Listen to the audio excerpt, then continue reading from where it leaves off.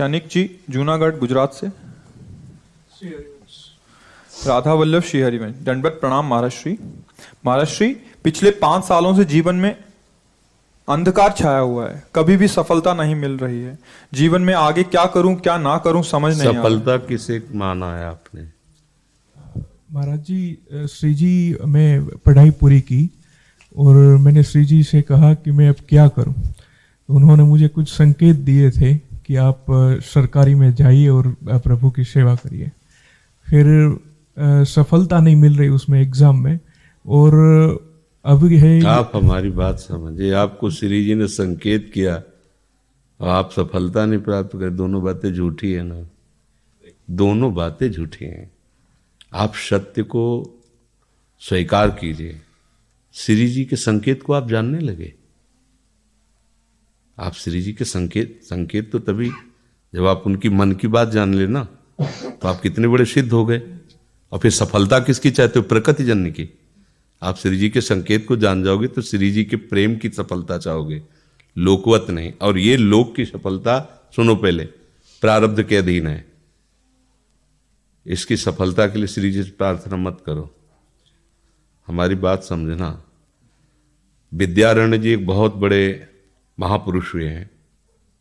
उन्होंने अपने माता पिता को सुखी करने के लिए, धन प्राप्ति के लिए गायत्री अनुष्ठान किया। ब्राह्मण कुल में जन्म हुआ था। एक पुरस्चरण 24 लाख का गायत्रिक होता है। उन्होंने एक पुरस्चरण किया, 2 पुरस्चरण किया, एक बार भी कोई धन की प्राप्ति नहीं हुई। आखिरी में उन्होंने संन्यास लिया। जो संन्यास लिया, माता गायत्री प्रकट हो गई। उनका अब इंद्रासन भी मांगो तो आपका, तो बोले अब क्या जरूरत है, अब तो वैरागी हो गया, विरक्त हो गया। माता पिता भी पधार गए, उनकी सेवा के लिए अर्थ चाहना। 23 पुरस्चरण किए, और आप तब नहीं आए। तो उनका तुम्हारे अनंत जन्मों में ऐसे 24 महापाप थे जिनके कारण मैं नहीं आ पा रही थी। अब वो 23 पुराण से चरण से नष्ट हुए, पुरस्चरण से, और 24वां तुमने संन्यास लिया। तो अब आप जो चाहो पर, बोले अब चाहिए ही नहीं, क्योंकि अब सन्यासी हो गए, अब तो ब्रह्म प्राप्ति के लिए। तो इससे आभास होता है कि अगर हमारा बुरा प्रारब्ध है तो हमको भोगना पड़ेगा। हम कितना भी प्रयास करें वो हमें, तो हम क्या करें इसमें जिससे हमें परम शांति हो? प्रभु के नाम का जप करते हुए उन पर दृष्टि लगाएं कि प्रारब्ध से हमारा भरण पोषण शरीर का भले, ये हमारा भरण पोषण आपसे होगा नाथ। तो वो एक ऐसे हैं जो आपके प्रारब्ध को भी मिटा देंगे। वो ऐसे शरणागत वत्सल हैं कि सब लिखा पढ़ी अलग कर देंगे। सुदामा जी को दरिद्रता का योग था। ऐसी दरिद्रता, कई कई दिन तक भिक्षा नहीं मिलती थी। ये जितने भी चरित्र हमारे लिए उदाहरण है। मांगने जाते थे तो मांगने से भी नहीं मिलता था, कई कई दिन। तो एक दिन उनकी पत्नी ने कहा कि हमारा आपका तो चरणामृत से भी गुजारा 2 दिन 3 दिन हो, 4 दिन हो, छोटे छोटे बच्चे तो मर जाएंगे ऐसे। कुछ तो उनका श्री कृष्ण के सिवा हमारा कोई नहीं। अब हम क्या कर सकते हैं? प्रारब्ध जब बिगड़ता है ना, वो कोई सफलता नहीं होने देता। तो एक दिन श्री रुक्मिणी जी प्रसाद ठाकुर जी को भोग पा रही थी, प्रभु ऐसे रोक दिया, उदास हो गए। तो उनका, प्रभु ऐसी स्थिति हमने जब जब आपकी देखी, तो किसी भक्त को जब कष्ट होता है तब आपको ऐसे देखा है। कौन सा भक्त है और क्या कष्ट है? तो का एक सुदामा नाम के हमारे मित्र हैं, कई दिन से भोजन भी उनको, प्रभु आपके मित्र और मैं आपकी दासी, महालक्ष्मी का अवतार रुक्मिणी, आप हुक्म कीजिए, लोक लोक की संपत्ति वहां। बोले उसको चाह नहीं है, हमारे मित्र को चाह नहीं है, और चाह ना होने पर हम विवश हैं। अगर वो चाह कर ले तो सारी व्यवस्था हो जाए। बोले पैदा करो जाके चाह। बोले उनके हृदय में तो नहीं पैदा कर सकते, हम भी, क्योंकि जिस हृदय में भगवान का आश्रय और निरंतर चिंतन है, वहां माया की चाह नहीं होती। बोले उनकी पत्नी के हृदय में, बोले प्रयास करते हैं जाके। भगवान संत वेश में गए, भिक्षाम दे, वो निकली। अतिथि का सत्कार करना गृहस्थ का धर्म होता है। हाथ जोड़ा और कहा हम असमर्थ हैं, आपको भिक्षा नहीं दे सकते। क्यों? बोले हम अपवित्र हैं, हमारे ऊपर सूतक लगा हुआ है। किस बात का सूतक? हमने एक पुत्र जन्मा है। तो ठीक है, हम 10-12 दिन बाद आ जाएंगे।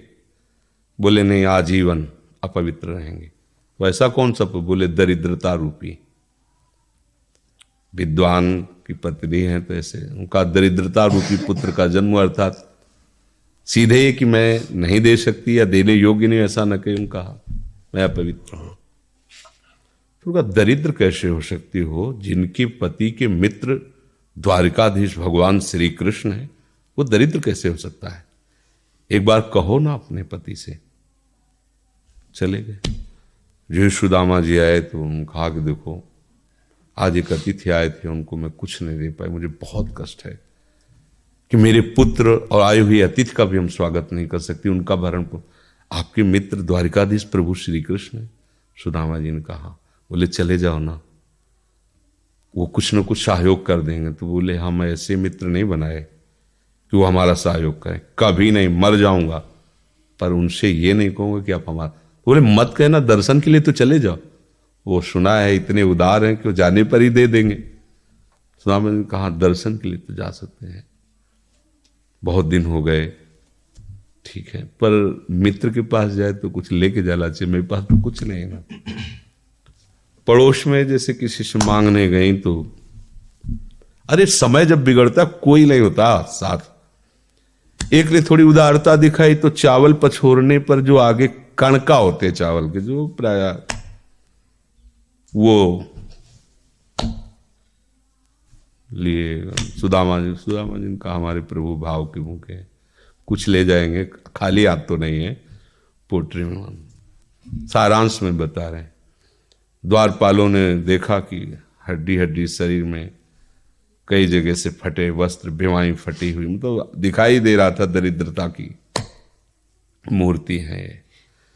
तो उनका किससे मिलना है तुमको? तो उनका श्री कृष्ण से। बोले संभाल के बोलो, क्योंकि पार्षद है, अनंत कोट ब्रह्मांडों के नायक प्रभु के ऐसे बोले कोई श्री कृष्ण को ऐसे गली आए, उनका जाके तो तुम बोलो ना, श्री कृष्ण से जाके कह दो कि एक सुदामा नाम के ब्राह्मण आए हुए हैं। पार्षद गए, वो प्रभु बड़ा अजीब आदमी है, आपका नाम बिना किसी सभ्यता के ले रहा है। वो कह रहा श्री कृष्ण से कह, सुदामा कूद पड़े, भगवान दौड़े। वो पार्षद, वो सब की ब्रह्मा जी शंकर जी आते हैं तो वहां खड़े रहते हैं घंटों, भगवान ऐसे भागे जाके। सुदामा जी को पता था ना, हमारे रुक्मिणी जी के महल में रुक्मिणी जी के पलंग पर बैठाते हैं, स्वयं चरण पखारते हैं सब। अब ये वैभव, क्या हालचाल है, कैसे हो? प्रभु आप सब जानते हो, आपकी बड़ी कृपा है। तो ब्याह हो गया, हाँ ब्याह भी हो गए, बच्चे भी हो गए। हमारे पास आए हो तो कुछ तो लाए ही होगे। अब वो सड़े से कपड़े में चावल, कैसे बड़ी बड़ी वो वैभव, महारानियां सब भगवान का। चुप ऐसे बोले, देखो फिर चूक कर रहे हो, हमारे हिस्से की चोरी पहले की थी और फिर चूक कर रहे हो। और उन्हें हिम्मत नहीं पड़ रही थी, इतने महामहिम प्रभु को कैसे हो तंदुल।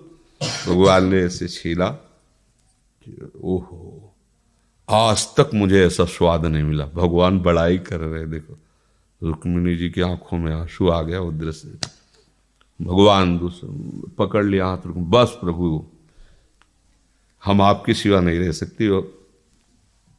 भगवान तो सुदामा जी का स्वागत समान कुछ दिन, अच्छे कपड़े पहनाए। जब चलने लगे ना तो भगवान की तरफ वो देखते, मतलब कामना नहीं, पर कि देखा पत्नी कह रही थी जाओगे कुछ न कुछ, चले प्रभु, हाँ ठीक, इधर से ऐसे चले जाना, हाथ भी खाली। प्रभु ने कहा देखो ये कपड़े जो है ना महंगे हैं, रास्ते में तुम्हें चोर बदमाश, तुम अपनी पोशाक पहने इनको उतार दो। बोले बड़ी कृपा, कपड़े भी उतार रहे और रास्ते में सोचे देखो निगेटिवली सोच रहे, मेरे श्री कृष्ण मुझे कितना प्यार करते हैं। उन्होंने इसीलिए नहीं दिया कि ये दरिद्र कहीं संपत्ति पाकर मतवाला होकर मुझे भूल न जाए। मुझे कितना प्यार करते हैं, प्रभु के प्यार में मगन होकर सुदामा पूरी खड़ी जैसे द्वारिका। तो उनको भ्रम हुआ कि मुझे लगता है चलते चलते मैं पुनः द्वारिका आ गया। तो वहां पूछ रहे हैं कि ये किसका है। भगवान के पास विधाता है, उनका प्रभु ये तो गलत हो गया, इनके भाग्य में हमने लिखा था क्षय श्री, ऐश्वर्य का नाश, जीवन में नहीं ऐश्वर्य, क्षय श्री। भगवान ने उसका उल्टा कर दिया यक्ष श्री। जैसे कुबेर का अथाह धन का खजाना, त्रिभुवन का खजाना वही है कुबेर के पास, ऐसे कुबेर का खजाना यक्ष श्री।